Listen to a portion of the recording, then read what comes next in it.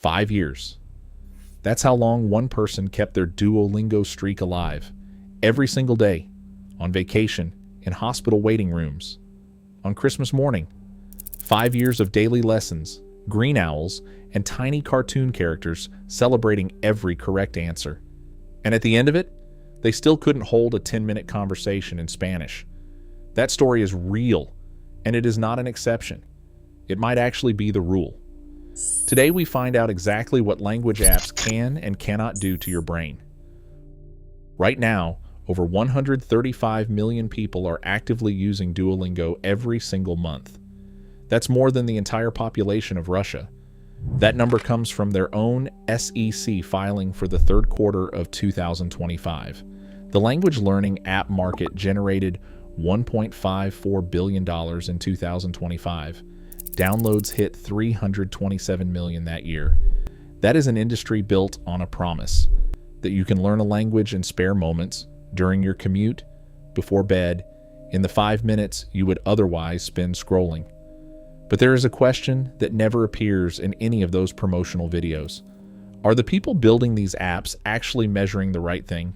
Because the answer to that changes everything. Luis von Ahn is a computer scientist from Guatemala. He invented CAPTCHA, the little puzzle that stops bots from creating fake accounts. He also turned language learning into a game.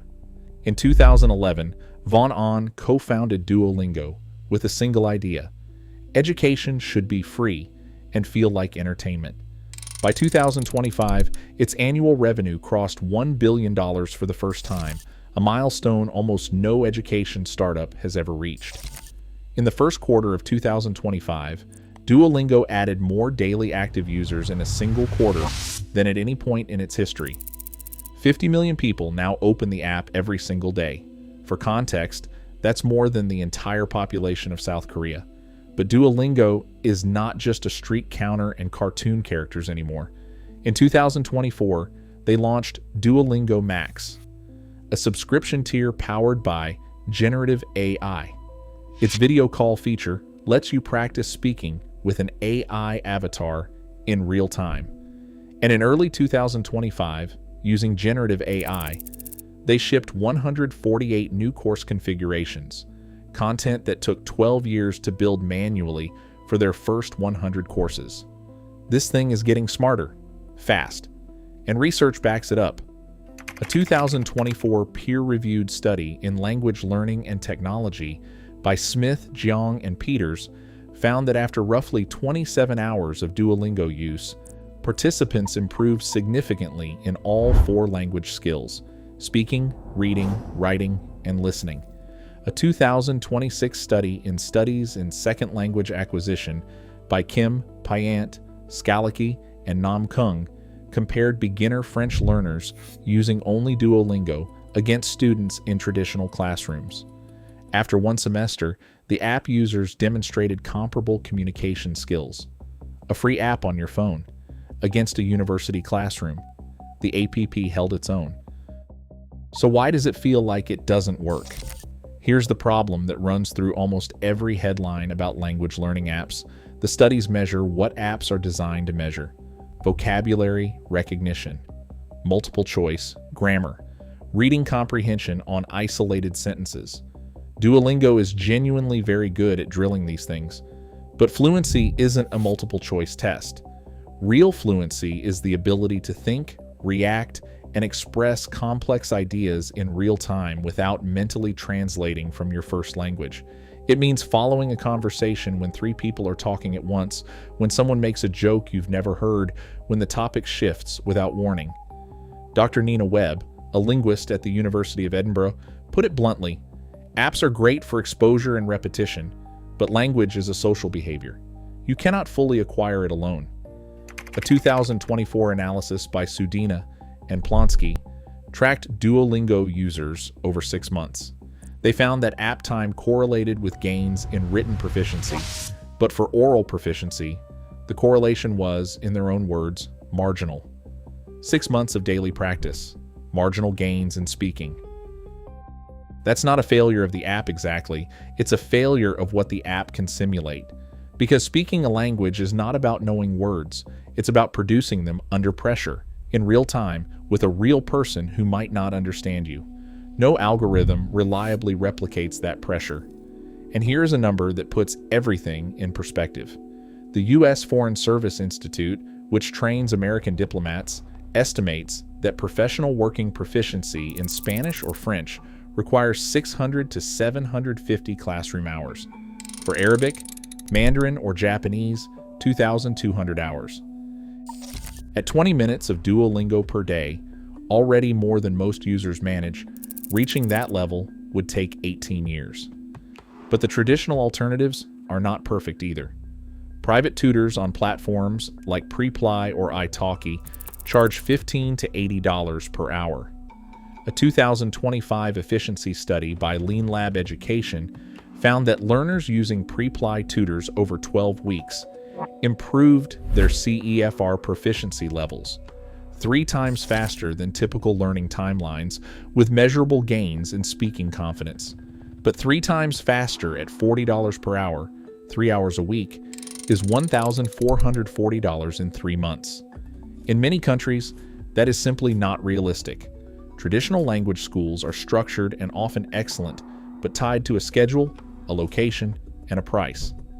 A local night class is not the same as the Middlebury language schools in Vermont, where students sign a legal pledge not to speak English for the entire summer. Meanwhile, 90% of language learners, according to a 2025 global survey, prefer mobile apps for their flexibility. Not because apps are better, because apps fit into a life. And here's a finding that surprised even the researchers. A 2025 study by Gonzalez Fernandez and De La Vina found that after 1 semester of learning English, Duolingo users scored higher on proficiency tests than students in traditional classrooms. Their explanation? Motivation and frequency. App learners practiced more often in shorter sessions, which aligns well with how memory consolidation actually works. Frequency beats intensity. Short daily contact beats the weekly 2-hour class. But there is something even more important hiding in that data. The question, app or human, is the wrong question. The right question is, what is each method actually good at? Apps are excellent at 3 things: vocabulary and grammar exposure, repetition, spaced repetition, pattern recognition, exactly what an algorithm can optimize. Building the habit, the streak, the gamification, the notifications are engineered to create daily practice. And removing the barrier to entry, you do not need money, a schedule, or confidence. That matters for the hundreds of millions of people who would never have tried learning a language at all. But apps consistently fail at 3 things too. Authentic conversation. AI cannot replicate the unpredictability and cultural weight of talking to a real person. Deep pronunciation correction. Speech recognition catches obvious errors, but misses the subtle ones a native speaker would immediately notice. And cultural fluency. Language is not just words. It is references, humor, silence, timing. None of that lives in a lesson module. A 2025 study in TESOL Quarterly found that learners who combined app use with just 2 hours per week of human conversation practice progressed significantly faster than either method alone. 2 hours a week. That is not a language school. That is a weekly coffee conversation. Researchers call this the hybrid model, and it is currently the closest thing to a consensus answer in applied linguistics. Not app, not classroom, both at the right moments for the right things. But here's the part almost nobody talks about. Judith Kormos, a researcher at Lancaster University, has spent years studying what actually predicts language learning success. Not the method, not the app, not the tutor. The answer consistently is motivation. Specifically, why you're learning. Psychology distinguishes between instrumental motivation, learning for a job or a visa, and integrative motivation, learning to genuinely connect with a culture, a community, a person. Learners driven by integrative motivation persist longer, recover faster from plateaus, and are far more likely to seek out real conversation practice. And this is where the streak mechanic becomes a trap.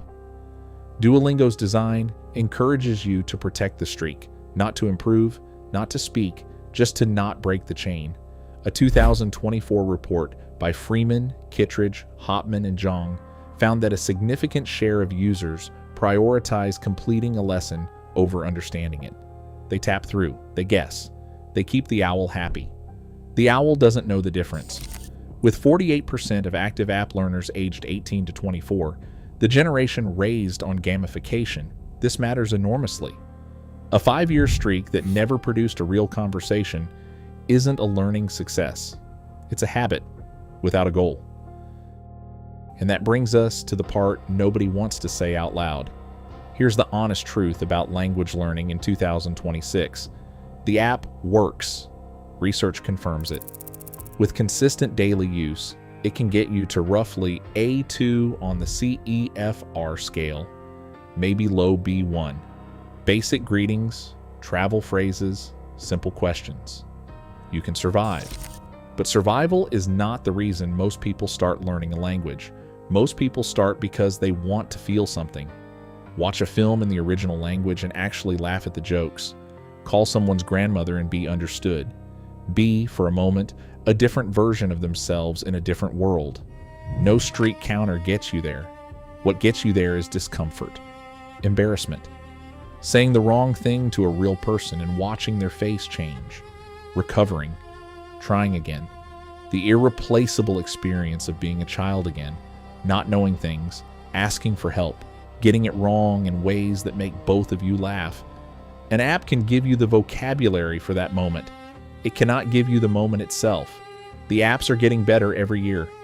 Faster, smarter, more human sounding. Maybe in 5 years the gap closes. Maybe it does not. But right now, in 2026, here is the most honest advice the research supports. Use the app to build the habit. Use it to absorb vocabulary, to stay consistent, to remove every excuse not to show up. Duolingo, Babbel, whatever works for you. They are real tools, not toys. And then when you feel even slightly ready, find a real person and speak.